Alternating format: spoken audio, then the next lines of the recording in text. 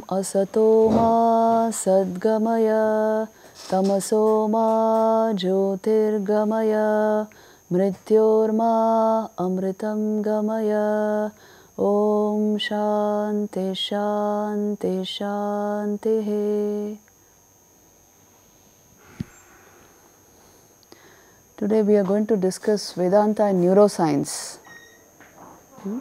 Some aspects of neuroscience where yoga and Vedanta are contributing substantially.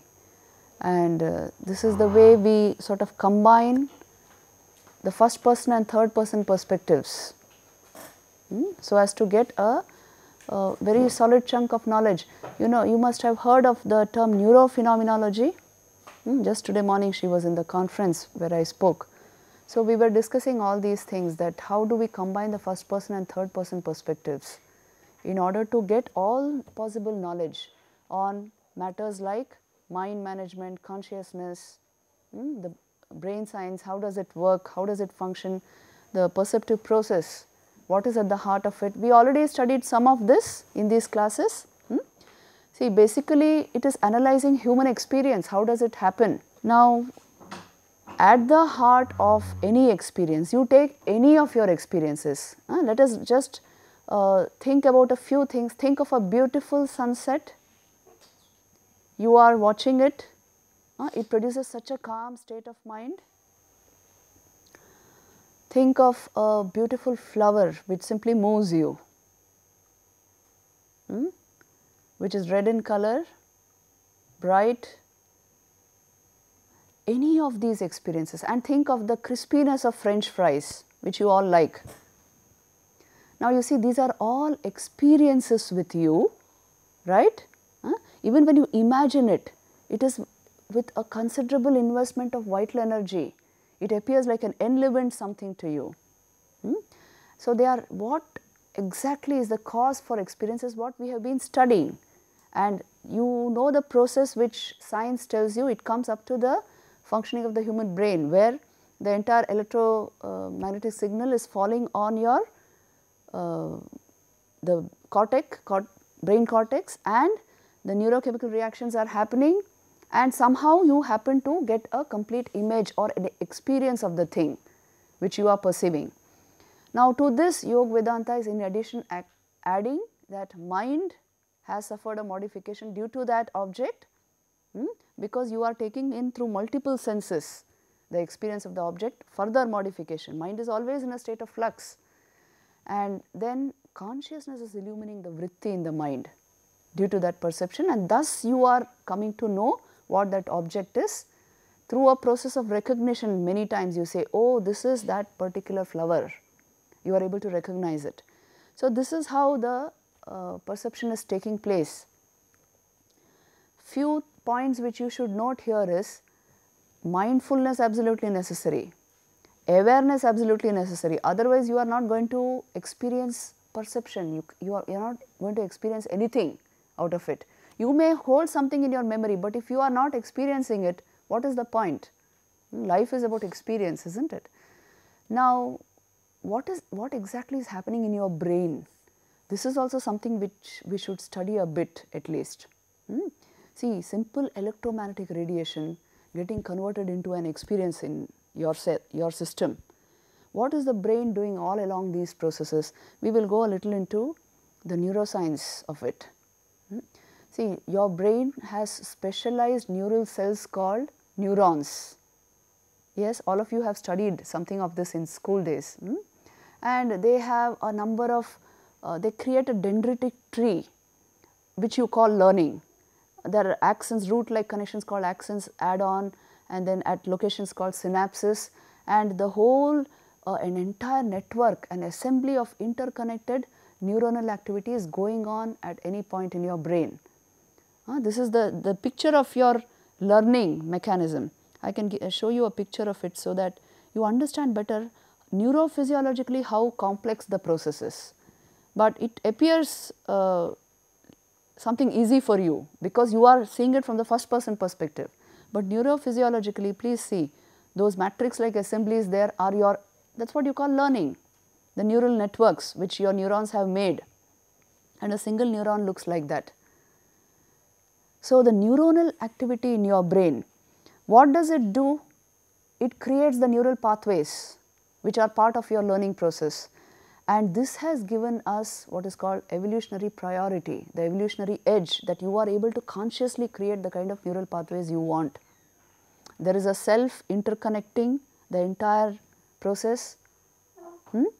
This may appear strange to you, a self connecting the entire process. What I mean to say is, the learning, the network that is getting created there is experienced by you further on due to the presence of your awareness.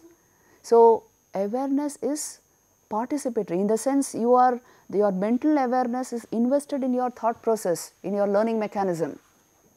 So, due to this entire process, you are perceiving, you are knowing, you are thinking, you are having memory, you are having metacognitions, you are able to do everything. The difference between you and Sophia is this much only: she is not experiencing anything. She is working and she can do very wonderful tasks, like even play a game of chess with you and win. You know Sophia? Huh? And yeah, and she can do almost everything that you can do, but based on a program, based on her software. And she can even do decisions, make decisions based on the past programming that has been put into her. So, everything she can do, only thing is she has no sense of herself, she has no self-awareness, she is not experiencing anything, she is just performing tasks as per your program. So, this is the difference between the human experience and an inanimate object performing tasks for you, the difference between you and a robot. Now, once you see this for yourself, you will understand self-awareness is the essential thing, the essential fact about the human experience, which gives you the evolutionary edge. You evolve as you become more and more self-aware. The simple process of self-awareness has given you this experience of life. Suppose you augmented that awareness, it will give you a bigger slice of life, isn't it? You see, conscious experiences, because you are having conscious experiences, life is so wonderful. Suppose you augmented that level of consciousness, awareness, basic mental awareness, you will have a bigger experience of life. So, this is exactly what yoga aims at doing. By actually changing your, enhancing or augmenting your awareness, what is it trying to do? It's making you more alive from within, which is giving you a totally different perception of life, different experiences of life. So, this entire process has been studied in a wonderful way. Today morning we were also discussing the techniques of yoga. The speciality of these sciences which developed here are, they consider awareness to be essentially apart from mind function also. The investiture has come in the form of reflected awareness in the mind, but essentially what we are calling consciousness, pure consciousness, is behind the mind. It is illumining the mind from behind, and so the mind appears conscious. So, conscious experience, tracking its foundation, its very base, is the essential research in yoga and Vedanta. Before it gets invested into the thought process, how does it remain? How can you turn it back upon itself? And how can you enhance it, augment it, so as to increase your experience, the level of your experience? So, these are all the things which we were discussing and working upon. Now, here I would like to give you 10 characteristics of, special characteristics you can say, specially it is available to the human experience, all these characteristics of the human brain, where neurology, neurophysiology contributes immensely in our understanding of these processes, as well as Yoga Vedanta. So, you see, combining subjective and objective sciences gives you enormous knowledge. This is a particular area where you can take from both the streams. We will study one by one these processes. You see, the simple fact of deliberation. Just let me introduce you to these neurophysiological characteristics of the human brain. The very first one which we will study is deliberation, then intuition, then metacognition, social cognition, mirroring and emotional contagion, memory salience, reward circuitry, in-group versus out-group bias, mindfulness and self-awareness. These are unique characteristics of the human brain. Don't think any other brain is deliberating the way you do, or has intuitions the way you do, or has all these characteristics the way you do. So, since they are unique to the human brain, what does neuroscience say about them, how it is happening? Because they will give you the third person perspective, and Yoga Vedanta will give you the first person perspective. So, you can amass a huge amount of knowledge on the working of your brain and the phenomenon of experience, which is so unique to the human mind. So, we will try to understand it in both ways. Let us take up the very first thing, which is deliberation. What is deliberation? To deliberate upon something means to cogitate, to think about something deeply, to apply rational conscious thought to something. Now, this is a huge network in the human brain. How exactly the thought process takes place? What is its difference from intuition? How is it different from intuition? Intuition, आपने सुना है ना? The term?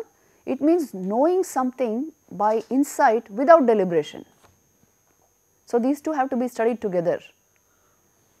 You are just knowing without deliberating, as an insight, without the use of conscious, without the use of rational thought even. So, how are you able to do this? These are supposed to be, from the neurophysiological standpoint, these are two separate networks in the human brain. If you take fMRI scans of these processes, you will find there are two separate networks, and intuition especially is used so much in both science and these mystical traditions like Yoga Vedanta, that more attention today is focused on this aspect. You see, where exactly does it occur according to neurophysiology? It occurs, intuition I am speaking of, it occurs in the amygdala, anterior insula, ventral, occipitotemporal regions, and the median OFC, that is the orbitofrontal cortex of the brain. This is whenever there is an episode of intuition, an intuitive awareness about something. These are the areas which get where the neurons are firing. Now, the intuitive process itself, it is a real miracle. How does it happen without even giving enough thought, without giving thought to something? You know, some of the greatest discoveries of science have come by intuition. If you study the history of science, and of course mystical traditions rely heavily on these intuitions. Every mystical tradition will give you a method. Yoga essentially gives you methods, but it will finally say that intuitively, the experience itself is intuitive. Vedanta will, that is why say it is a mystical experience.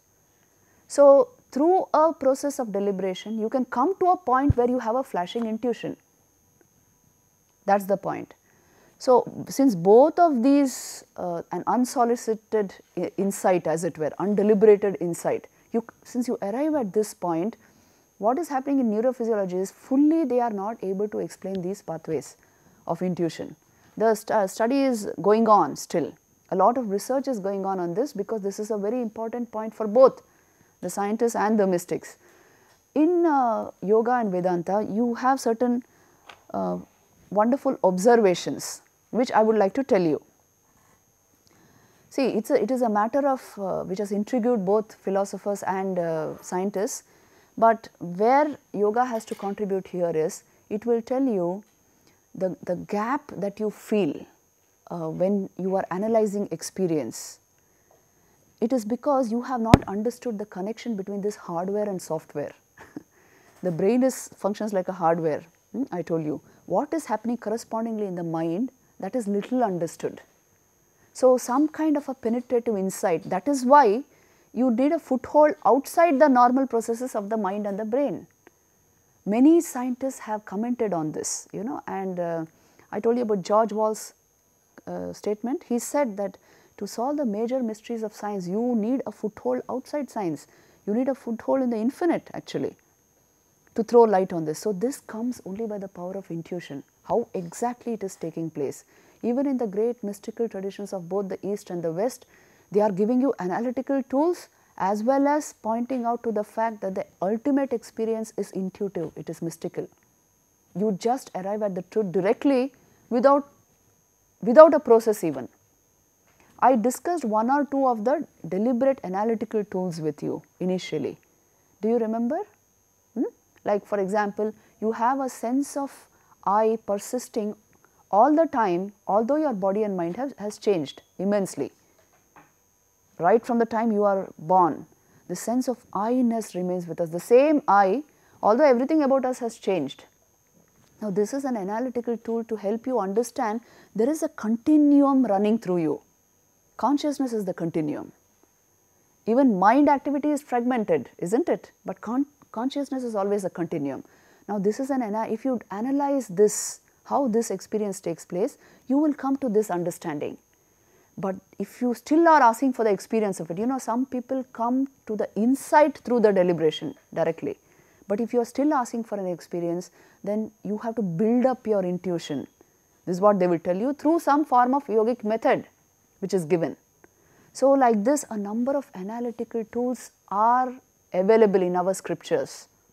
One more thing which I told you, you see, you are aware of your body, the movements of your hands, the movements of your face, but the body is not aware of you, which means awareness belongs to the subject which is functioning apart from the body. This is a powerful analytical tool to help you understand that you are indeed somebody who is functioning through this instrumentation. But to bring you to the experience of the self, again you need a tremendous intuition to come into this understanding.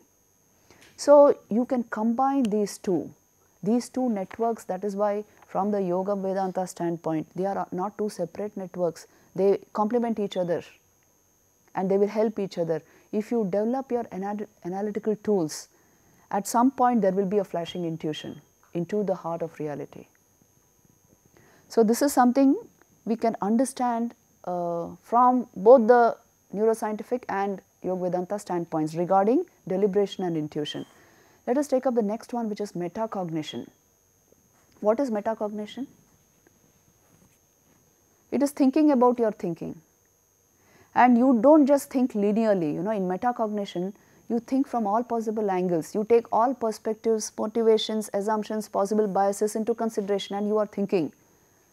Now, neurophysiologically, this is explained as, it is like a, you can say, network of regions in your brain working in concert. Due to this is happening, and in a way, in certain areas of your brain, information itself is processed hierarchically. So one part of your brain is in a way acknowledging what the other part of the brain is doing. Yoga Vedanta will add something more to this. It will say, you see, the very fact that you can metacognize or have memory shows that there is an underlying reality to the two streams of thought. There is an underlying substratum. Otherwise, how do you know? How do you metacognize? How will you have memory? So it is indirectly pointing to the fact of awareness being present. That is why you are able to do these functions. That is why the brain is able to. Are you getting the point?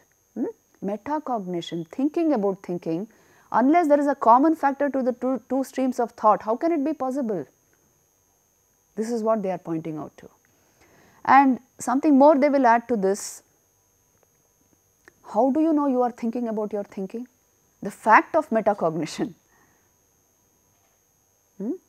Somewhere there is a detached observer thinking about what you had been thinking. So, however you explain it, you have to understand that at the heart of any form of perception or thought is awareness. According to Vedanta, even they analyze the state of sushupti in order to derive a tremendous possibility. Why are they analyzing the state of deep sleep? What will they tell you? See, in that state of deep sleep, the mind shuts down. And that is why you are not experiencing objects, but some level of experience you have. You are experiencing the absence of objects, isn't it? And you have the experience of deep restfulness. So it is still an experience, and you have been present. So it is not an inference. It is not a metacognition. It is an experience. It is an experience of absence. It is not an absence of experience. That is why it is not an inference. The entity who would later infer has experienced the absence of objects and has experienced a deep state of restfulness. That is why the study of Sushupti is so important in Vedanta.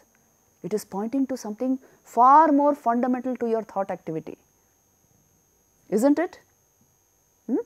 So, that's how you see you can combine subjective and objective sciences in studying any single activity of your brain. They have more and more insights to throw. Let us go to the next one, what is called social cognition. This is a very important aspect of you, because whether you like it or not, you know, your social cognitions build your self, the ego complex. You are perceiving yourself as you are being perceived. This is your sense of yourself usually. To an uninvestigated mind, this is the only sense of itself which it will have. What others think of me is what I am. So, the social cognition aspect of the human brain is very important. This is supposed to be the default network of the human brain. You know, always it is very sensitive to social cognition. And social relationships, that is why, play a huge role here. Social knowledge itself is processed very differently compared to non-social knowledge in the human brain. See, this is an important neurophysiological point which you should understand. So, what is the meaning of social knowledge? Like, for example, how I am perceived by my friend, how much my friend loves me, is more important to you than how do I find my way to IIT using the GPS. Because there the I sense is not directly involved, but in a process of social knowledge it is involved. Are you getting the point? See, social knowledge means basically your ego, how is it being yourself, how you are being perceived by others. Now, this holds dominance over your mind. This is your actual sense of self.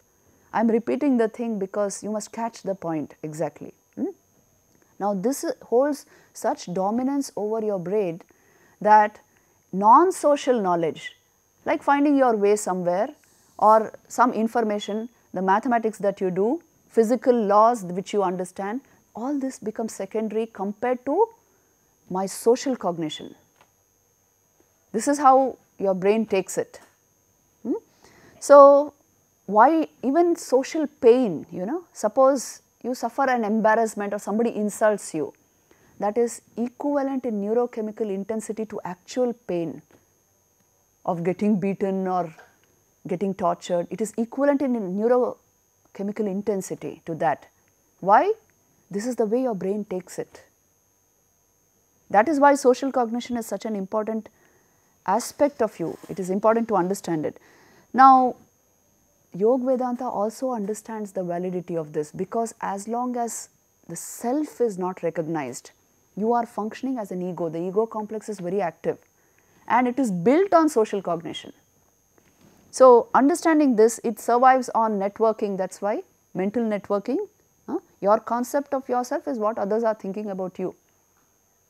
This is the normal uninvestigated mind's condition. So, since ego is part of the Sukshma Sharir and mind is one huge network, the concept of social cognition is held very important even in Yoga Vedanta, in the sense this ego has to mature into knowledge about itself. So, having a mature ego which understands its masks, its ways of working is important in these mind sciences also. If it is a very immature ego, it will keep reacting to outer circumstances without trying to understand itself. So, social cognition is a valid stand which both these disciplines analyze in a deep way. Your sense of yourself, why should it be determined by others? Because you have no sense of yourself from your own first person standpoint. This is what ultimately yoga will point out to. So, to get this sense, at least some amount of yoga requires to be practiced, so that you are independent of the opinions of others about you. This becomes important in social relationships, tomorrow in your workplace. All these things will become important, because really I am telling you, if you cannot control your mind at a particular level, even a single wrong word or a single critical remark about you can simply put you down, isn't it? So, all these things can work ferociously over you if you do not have this inner sense of detachment and if you do not understand this concept properly. So, this is important again to both the disciplines. There is ongoing research on all of this. I am just giving you currently how they are thinking about it. Then we have this very important concept of mirroring and emotional contagion. This is a very important concept, you must pay attention to it. Let me first show you a slide. You see, mirror neurons are specialized brain cells in the premotor cortex, which are seen to fire during goal oriented actions as well as the observation of similar actions, which means if you are seeing something, it is equivalent to doing it, performing it. That is the effect from the neurophysiological standpoint. Seeing is doing. You are experiencing the actual thing. Look at this. This is actually the neurological basis of empathy, imitation, all this. You see, a small baby, look at the picture there, it will simply imitate what the other person is doing because the mirror neurons in its brain are actually catching that emotion and it will mirror it perfectly without any training, without thinking. This is the capacity of mirror neurons in the brain. What the implications of this are, response is similar for performing the action, witnessing the action and hearing about the action. And that is how mirror neurons enable empathy, skill building through mimicry as well as vicarious experiences. Some more information let me give you on this.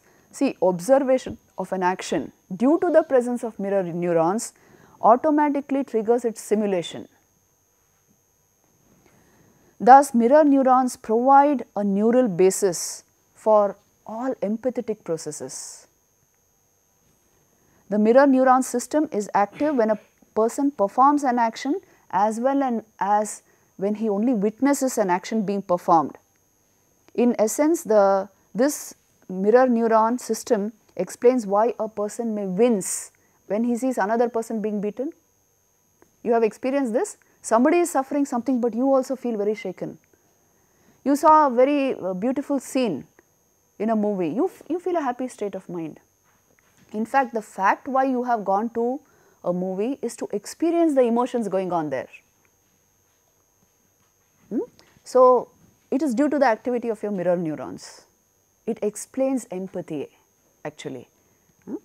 And so, from the neurophysiological standpoint, perception is actually performance, isn't it? From the neurophysiological standpoint, you are experiencing the thing neurophysiologically. So, that is why they say emotional contagion is so very important. Emotions are contagious, they are influential, and there is a literal correspondence between the brain processes occurring in different individuals via mirror neurons. There is an actual correspondence. Somebody feels very bad somewhere, it will affect you in some way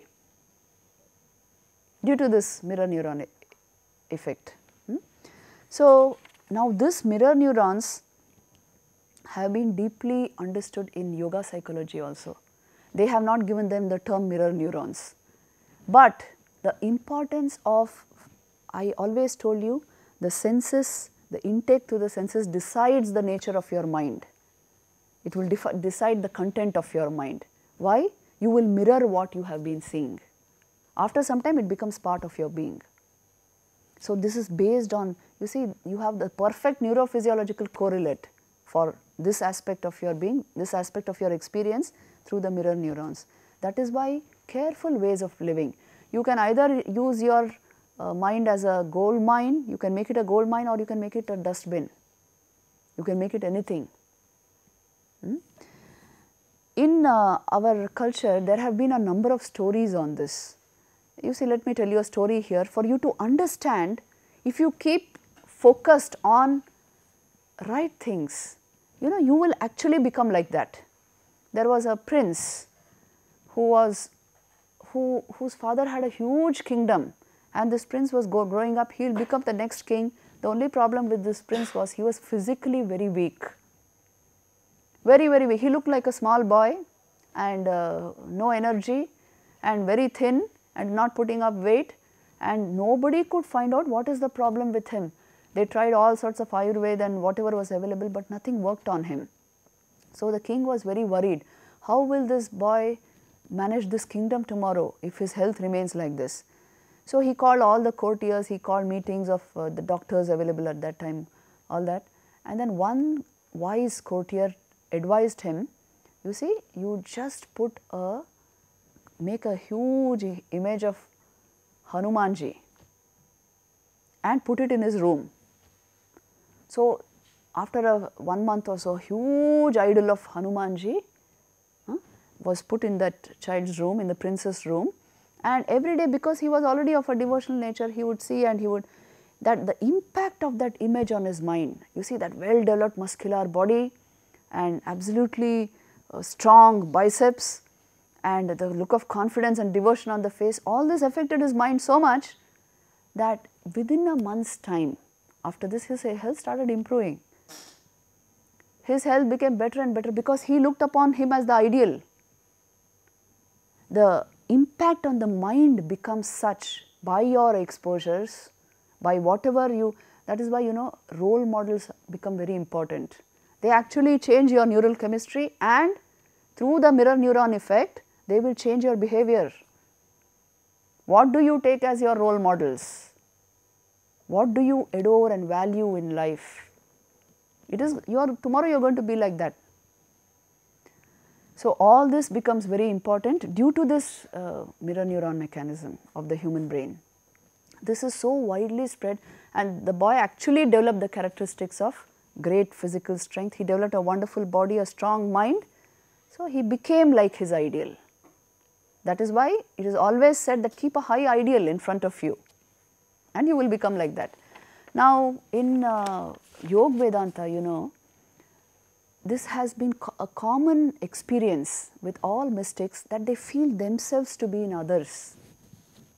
They feel this in a very deep way, because awareness is not limited to the borders I have set. It is not limited to my skin.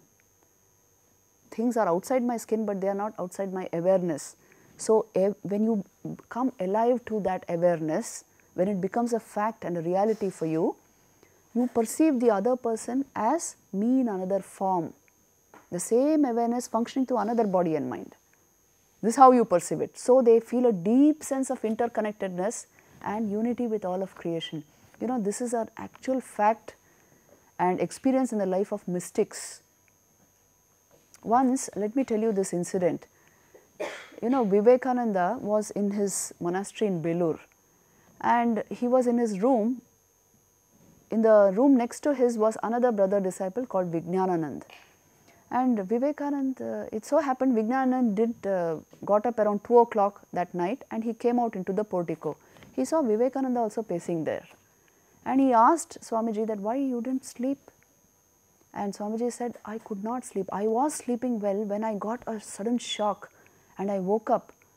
I am sure that something very devastating has happened somewhere, and somehow my mind caught it. And that time they did not understand it, and Vijnanji thought it's just maybe some dream or something like that. But next day the papers carried the news that there was a big volcanic eruption in Fiji, and a whole lot of people had suffered and been killed and all sorts of problems and injuries, and that had happened exactly at the time when Vivekananda had woken up in shock. So in some way the mind can relate with every other mind in a mystical way. You see, from the brain standpoint, it mirrors the actual experience of others. This is really the heart of the explanation to empathy. What does empathy mean? Putting yourself into the shoes of others. You are feeling the experience of the other person as if it was your experience. Unless empathy is there, you cannot actually go out and work for others. You cannot feel for others the way a great person feels. It is only due to empathy. So that is based on mirror neurons. The explanation for empathy is the mirror neuron mechanism of the human brain. You are actually experiencing the pain or the whatever, the hurt, and so you can stand up and work for it. Now, let us go to the next piece of information. You see, the next point here is memory salience. What remains salient in your memory? Can you tell me? What is it that you remember basically? Neurophysiology will tell you that it is emotionally laden information which has the greatest memory salience in terms of both significance for you as well as retrieval. Emotionally laden information, anything, if there is the emotional aspect, if emotion is added to it, you remember it very well. Now, these processes have been studied in a very big way, because once upon a time we did discuss memory, isn't it? In one of the sessions we discussed memory in a deep way. You have two types of memory, long term, short term, and then you have declarative and non-declarative memories.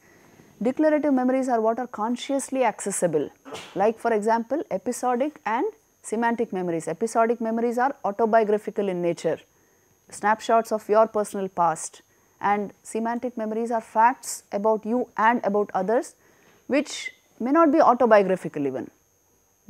So, these memories are consciously accessible, and that is why they hold memory salience.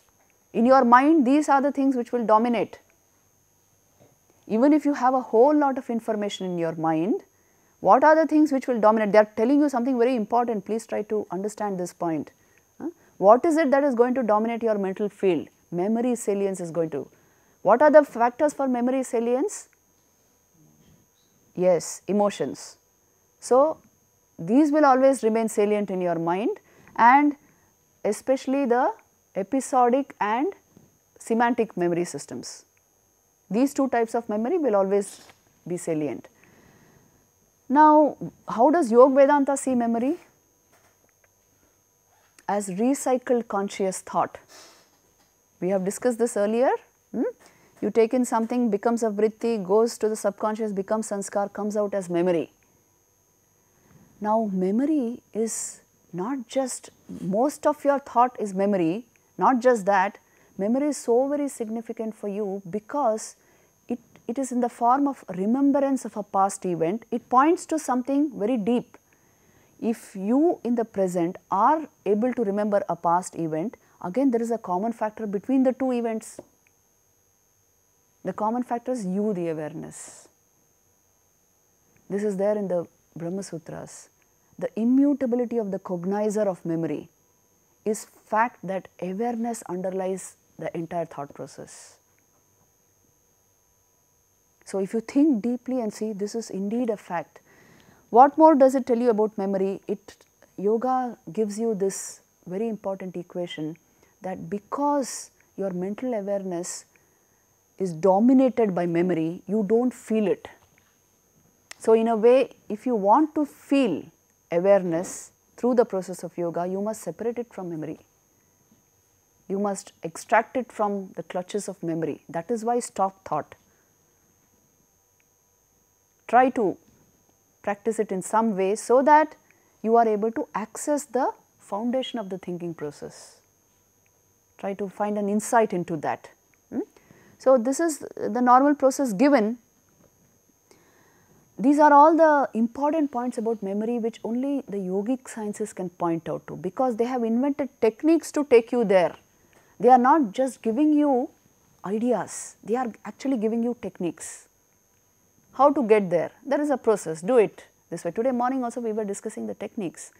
So, memory salience is an important subject of study for both Vedanta and neuroscience. This is how they are studying it. Then we have this reward circuitry of the human brain, which is another tremendous thing. You know, your brain is has evolved to minimize danger and maximize reward.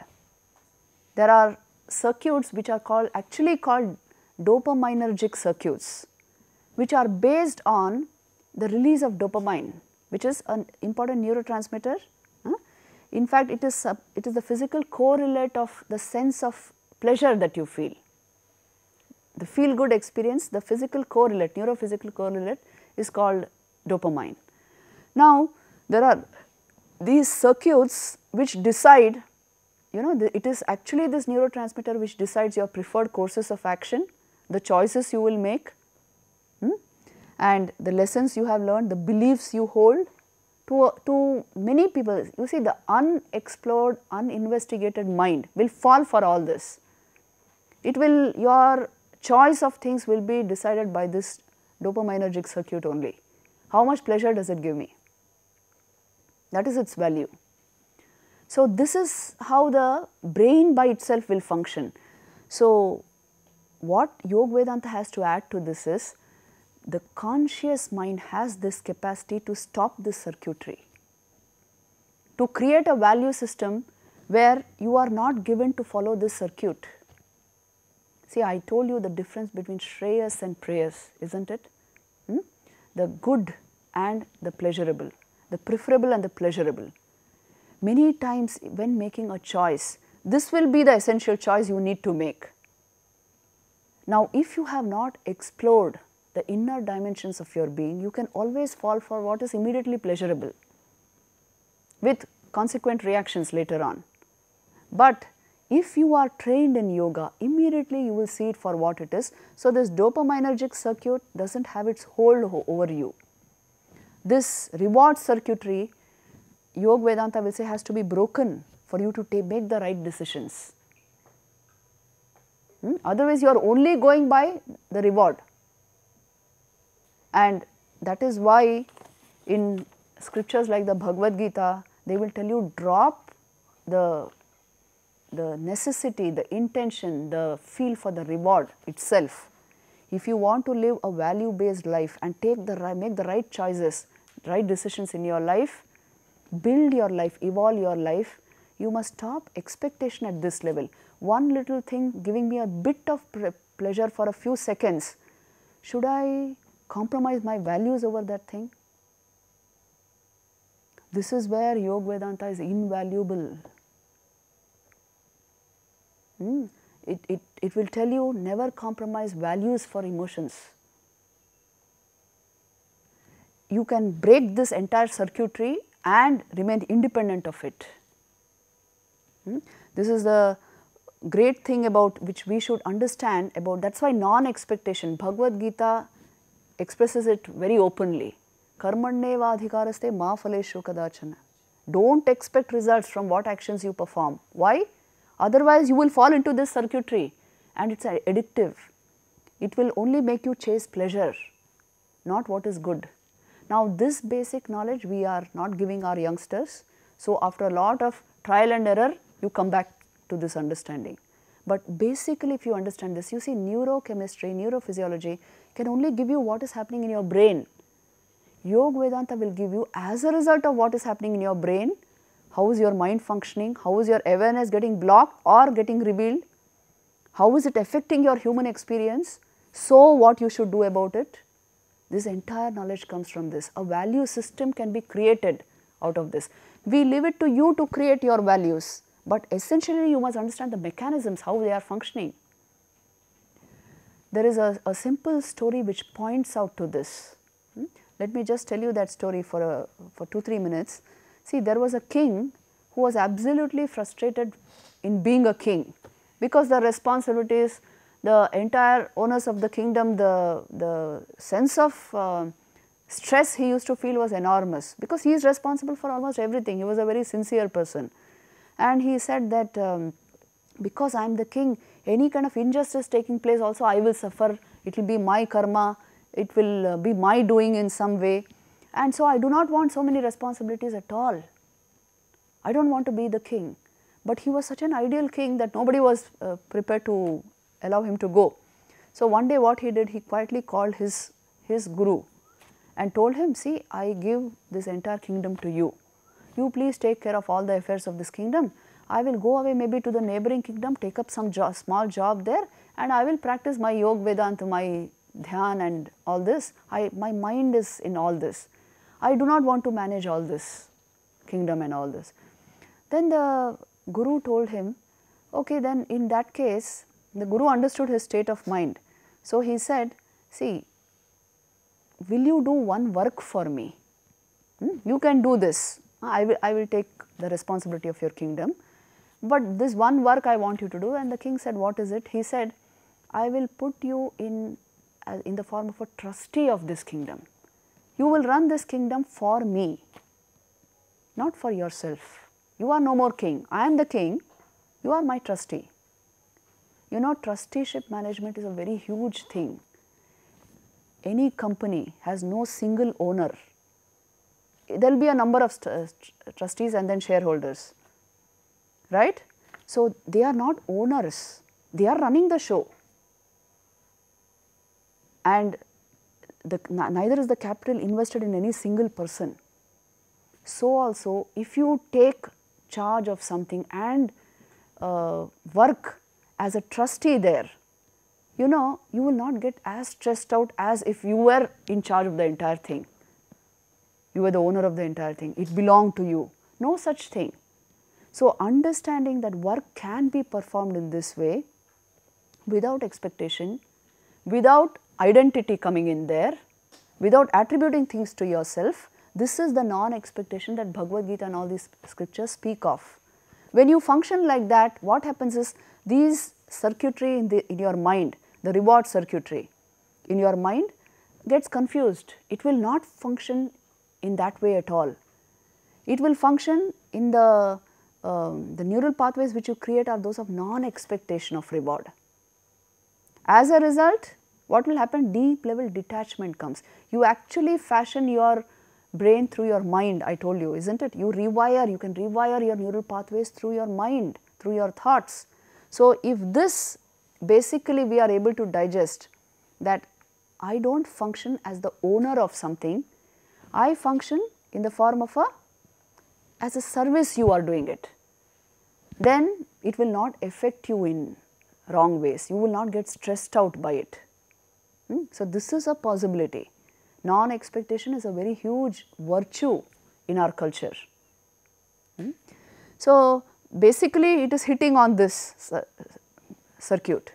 You understood this, no? So, you see the contribution Yoga Vedanta has to make to modern neuroscience. There is another one special bias which the human brain resorts to from time to time. It is called the in-group versus out-group bias. Wherever there is a community of people working, this kind of bias will be there. What does this bias say? You see, managers have a neurological propensity to discount information about themselves from outsiders in favor of information from close associates. We do this, all of us do this in our own way. Now, this bias is also based on a kind of circuit which your brain creates. It creates a circuitry out of the people you prefer, the in-group. This affects your decisions, this affects your very vision.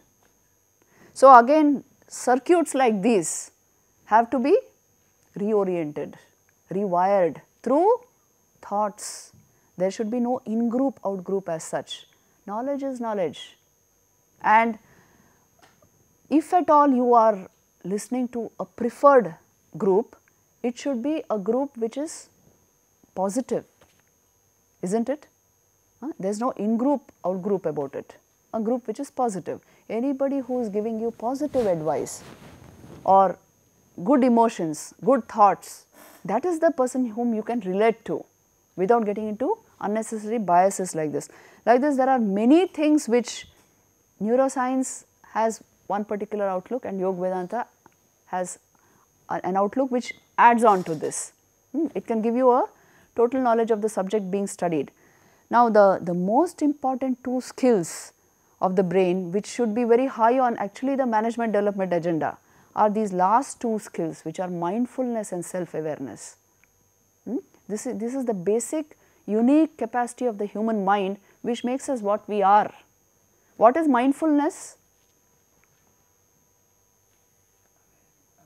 Yes, you are aware of something, self-conscious about it, and you are doing a function through that self-awareness.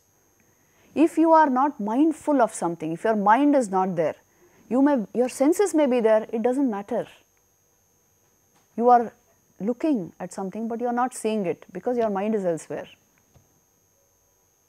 So, mindfulness, today we have a huge tradition of practicing mindfulness. You know, Vipassana techniques and all will give you so many techniques are there to help you become more and more mindful. If you become more and more mindful, essentially you are only augmenting awareness within you, so that you are able to distance yourself from thought processes, emotions, all this. So, mindfulness is very important. In fact, your success is decided to a great extent by this. Please know this. Even emotional intelligence requires a lot of mindfulness. Actually, we have substantial medical and psychological investigation on this, which tells you mindfulness is absolutely important. It is even important for physical health. If you are not awake from within, your very cells will become lazy, tamasic. So, to awaken them, first of all the mind must be in a state of high level alertness, high level aliveness. If you are very alive, now suppose just imagine and see, if you are double as alive as you are just now, if you became double as alive, how would be your experience of life?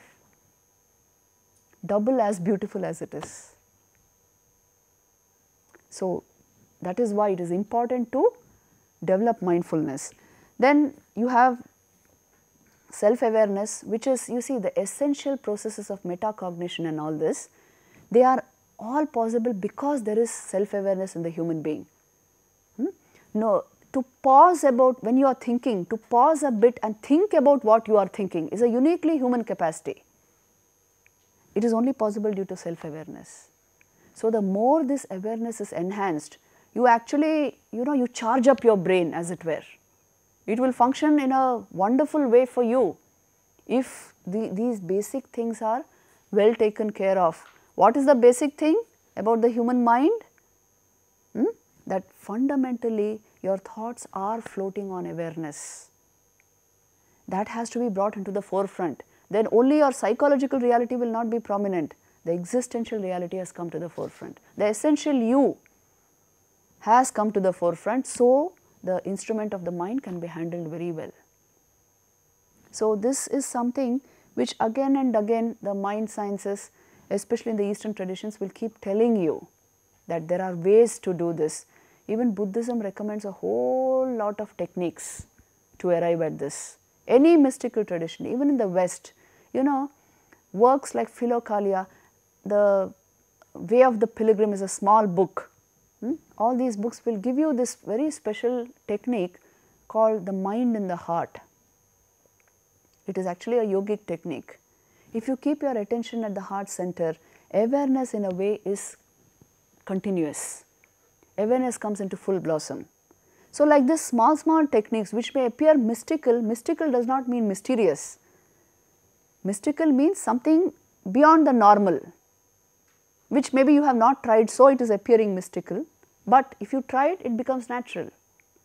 So, it is something like that. These techniques are like that. They are all meant to augment your levels of awareness, so that brain regulates its circuitry.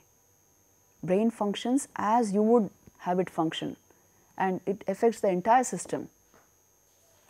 So, this is how you can augment the levels of human experience.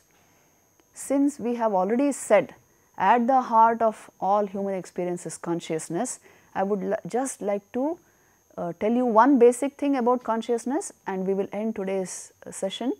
It is this fact that science and Vedanta are seeing consciousness differently at the present moment. There are certain fundamental differences. I have been giving you the Yoga Vedanta perspective again and again. How is science, mainstream science, looking at consciousness? How is it studying consciousness? You can understand through this slide. See, these are the 4 major differences. I am not going to go into detail about them, but just you should know it as part of your curriculum here. What are the major differences between science and Vedanta on consciousness? First of all, science believes consciousness is an emergent property of the human brain. But Vedanta will tell you it is non-emergent. In fact, you are understanding the brain in your consciousness, through your consciousness. Then science will tell you there is the content of consciousness. It always means consciousness of something. Please understand this clearly so that confusion does not happen in the mind. That consciousness has content, thoughts, emotions, all of this. It is consciousness of your thought, consciousness of your emotion. This is how it is studying consciousness. That is why they call thought, will, emotion, all of this as consciousness in Western philosophy. But Vedanta is very, very clear that consciousness is essentially contentless. If it is of something, it is not yet pure consciousness. Mind activity is very far off from the state of pure consciousness. Even what you are calling enlivened mind activity is only due to the reflection of this consciousness in the mind. It is the reflected consciousness which is getting enmeshed with the thought activity in the mind, and so enlivening your thought. It is an appearance, that is all. So, this is another basic difference. Then science will tell you it is blank. It denotes a kind of blankness, this concept of the Atman or pure self. But Vedanta will tell you it is Purna. It is fullness in itself. And it is an object of study according to science. That is why you have this whole science of consciousness. But Vedanta will tell you consciousness is the eternal subject. Because it is the eternal subject, everything is objective to it, including your consciousness studies. So, these are some fundamental differences in how at present the two disciplines of science and Vedanta are seeing consciousness, which you should know. With this, I think we will finish today's session because time is up.